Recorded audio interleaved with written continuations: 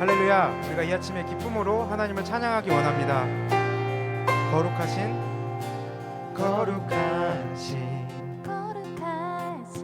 전능의 주 찬양받기 합당한 주 나의 평생 주님만을 사랑하며 따르리라. 찬양하며 경배해 위하신 만왕의 왕 주님 앞에 엎드려 사랑하며 높이리. 찬양하며 경배해 위하신 만왕의 왕 주님 앞에 엎드려 사랑하며 높이리. 나의 인생을 주만 위해 살리라.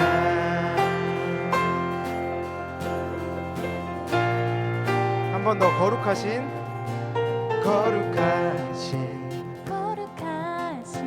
전능의 주 찬양받기 합당한 주 나의 평생 주님만을 사랑하며 따르리라. 찬양하며 경배해 위하신 만왕의 왕 주님 앞에 엎드려 사랑하며 높이리. 찬양하며 경배해 위하신 만왕의 왕 주님 앞에 엎드려 사랑하며 높이리. 나의 인생을 주만 위해 살리라. 우리 한 목소리로 모든 주의 주 모든 왕의 왕 전능하신 분 만물의 주 임마누엘 위대하신 분 어린 양 되신 만왕의 왕 살아계신 주 구원의 은혜 영원히 다스릴 창조의 근원자 주는 알파 오메가 처음과 나중 나의 구원 메시아 친구. 찬양하며 경배해 위하신 만왕의 왕 주님 앞에 엎드려 사랑하며 높이리. 찬양하며 경배해 위하신 만왕의 왕 주님 앞에 엎드려 사랑하며 높이리. 나의 인생을 주만 위해 살리라. 나의 인생을 주만 위해 살리라.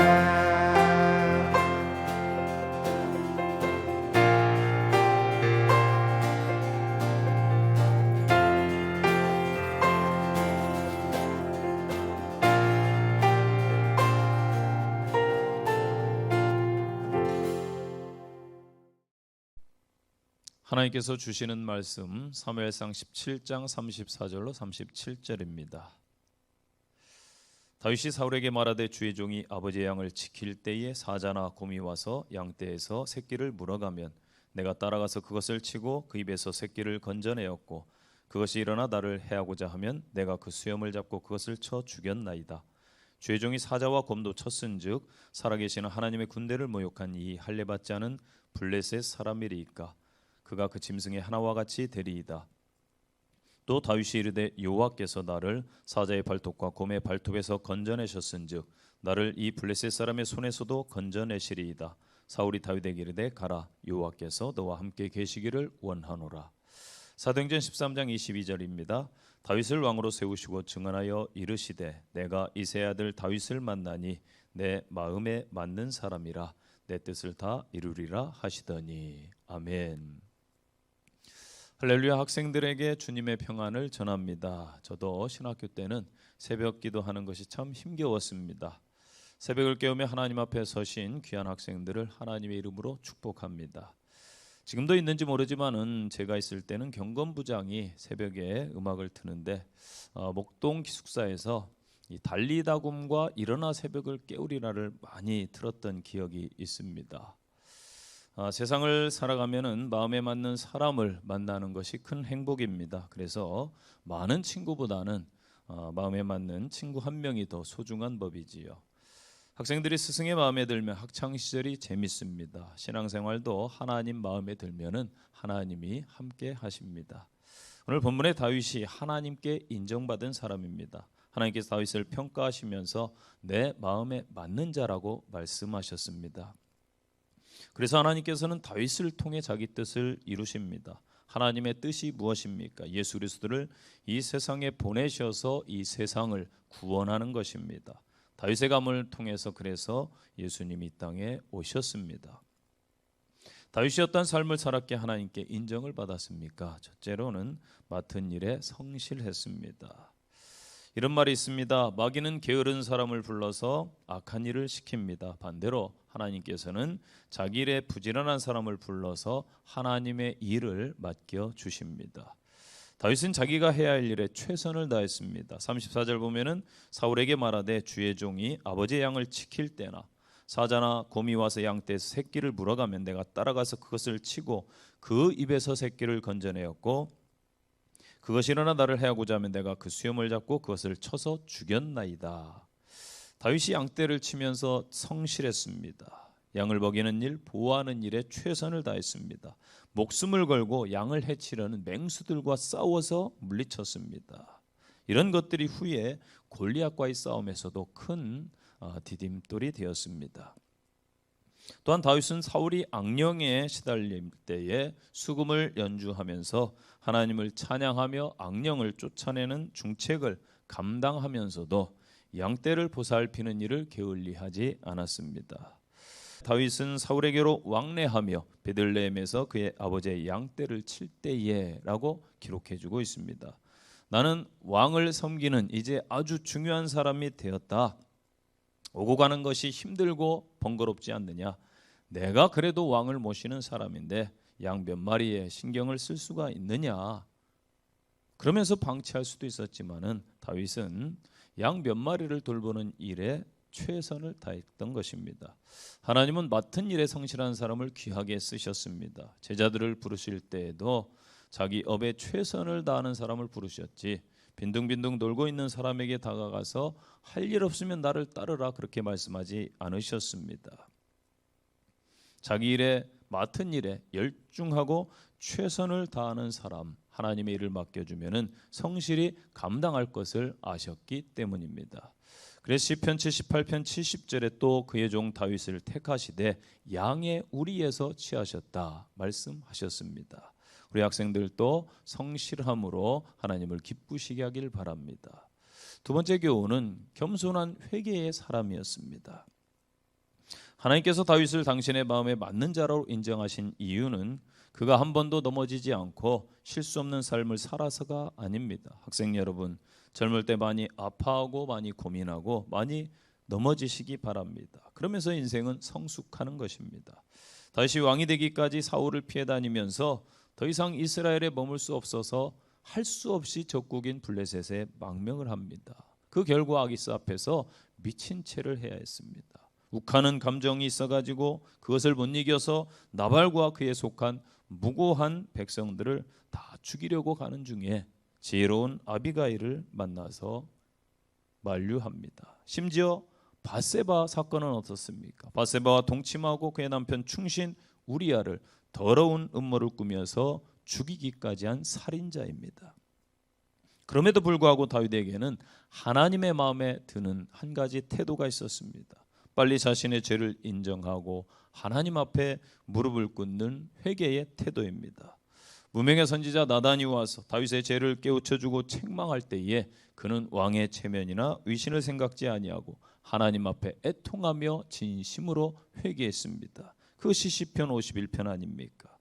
하나님께서 다윗을 쓰신 것은 그가 의인이기 때문이 아니라 죄를 지을 때 주저하지 아니하고 하나님 앞에 엎드림이 있었기 때문입니다. 로마서 말씀처럼 이 땅에 의인은 없나니 하나도 없습니다. 우리는 다 죄인들입니다. 중요한 것은 항상 회개하는 마음을 가지냐 하는 것입니다. 겸손의 자세를 가지는 것입니다. 저도 돌아보면 신학생 때는 참 의인이었습니다. 전도사 부목을 할 때 스스로 똑똑하다 생각했고 잘났다 생각했습니다. 그런데 목회를 하다 보니까 하면 할수록 참으로 못나고 부족함을, 참 연약함을 절실히 깨닫게 되었습니다. 바울이 나는 죄인 중에 괴수라고 고백한 것은 우리보다 더 죄가 많아서가 아니라 우리보다 더 죄의식이 있었기 때문입니다. 죄에 대해서 민감했기 때문입니다. 저와 여러분도 늘 회개자로 겸손함으로 하나님 앞에 서시기 바랍니다. 세 번째는 하나님을 신뢰하는 사람이었습니다. 이 블레셋과 전쟁터에서 다윗이 막 분노가 일어납니다. 그 이유가 뭐예요? 골리앗이 하나님의 이름, 하나님의 군대를 모욕했기 때문입니다. 다윗은 하나님의 이름을 더럽히는 이방인을 보고 분노가 치솟았습니다. 현재 코로나로 인해서 한국 땅에서 하나님의 교회가 조롱당하고 하나님의 이름이 욕을 먹고 있어요. 교회의 인지도는 땅에 떨어져 버렸습니다. 여러분이 목회해야 될 곳입니다. 바라기는 여러분을 통해서 이 땅에 하나님의 이름이 거룩히 여김을 받으시고 존귀 여김 받기를 원합니다. 성경은 말씀하시죠. 그런즉 너희가 먹든지 마시든지 무엇을 하든지 다 하나님의 영광을 위하여 하라. 하나님의 영광을 먹고 사는 것보다 더 중하게 여겨야 됩니다. 하나님의 영광을 드러내는 것이 우리의 삶의 목적이 되어야 됩니다. 여러분은 신학생으로서 하나님을 모르는 사람들 앞에서 하나님의 영광을 염두에 두고 말하고 행동하고 계십니까? 다윗은 골리앗이 하나님의 이름을 모욕하는 것을 보고 분개해서 일어났을 뿐만 아니라 하나님의 이름을 신뢰하고 골리앗 앞에 당당히 나아간 것입니다. 45절 보면은 너는 칼과 창과 단창으로 내게 나오나 나는 만군의 여호와의 이름 곧 내가 모욕하는 이스라엘의 군대의 하나님의 이름으로 내게 나가노라. 아멘. 골리앗의 창, 칼에 맞서는 무기는 하나님의 이름, 하나님을 신뢰함이었습니다. 하나님의 함께 하심을 믿고 나가니 창검이 두렵지 않은 거예요. 블레셋의 큰 군대도 두렵지 않습니다. 하나님을 신뢰함이 충만하니 형들이 말려도 왕이 만류해도 주저앉고 나가는 거예요. 37절 다윗의 고백입니다. 하나님이 맹수의 발톱에서도 건져주셨으니 이 블레셋 사람의 손에서도 건져주시리라. 아멘. 여러분은 얼마나 하나님을 신뢰하고 있습니까? 왜 세상 앞에서 교회가 작아지고 있고 우리가 담대하지 못할까요? 하나님을 신뢰하지 못하기 때문, 하나님의 이름이 여러분의 강력한 무기임을 믿지 못하기 때문이 아닙니까? 성경은 말합니다. 요한일서 5장 4절에 세상을 이긴 이김은 이것이니 곧 우리의 믿음이라.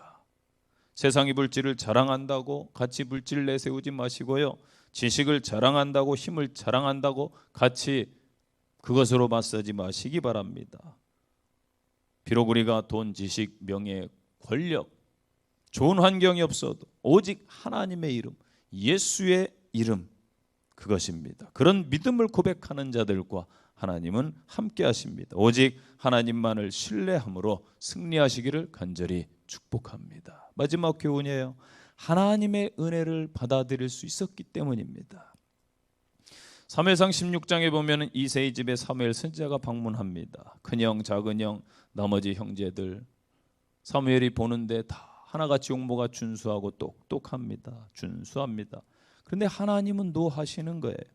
아무 기대도 않는 일하다 불려온 다윗을 보시고 하나님께서 말씀하시는 거예요. 이 아이다 기름을 부어라. 나는 사람을 외모로 보지 아니하고 중심을 보노라.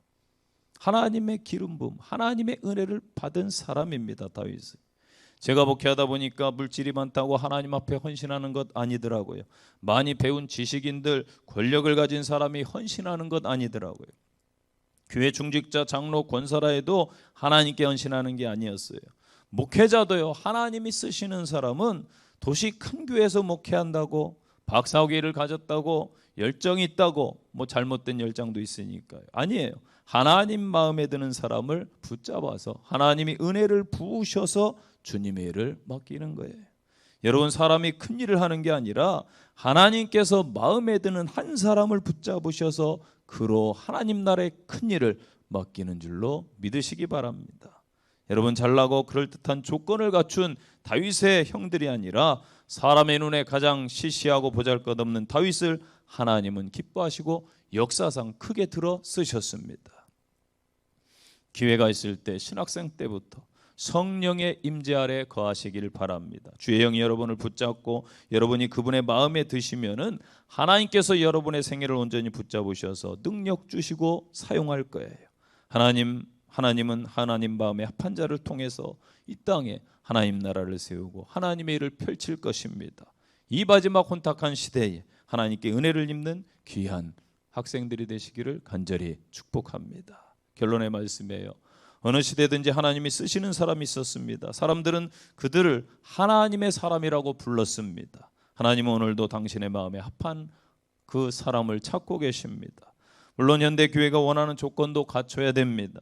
세상이 원하는 조건도 갖춰야 됩니다. 그러나 무엇보다도 중요한 하나님이 원하시는 인격과 품격과 영격을 갖추는 귀한 학생 여러분들이 되시기를 간절히 축복합니다. 기도하겠습니다.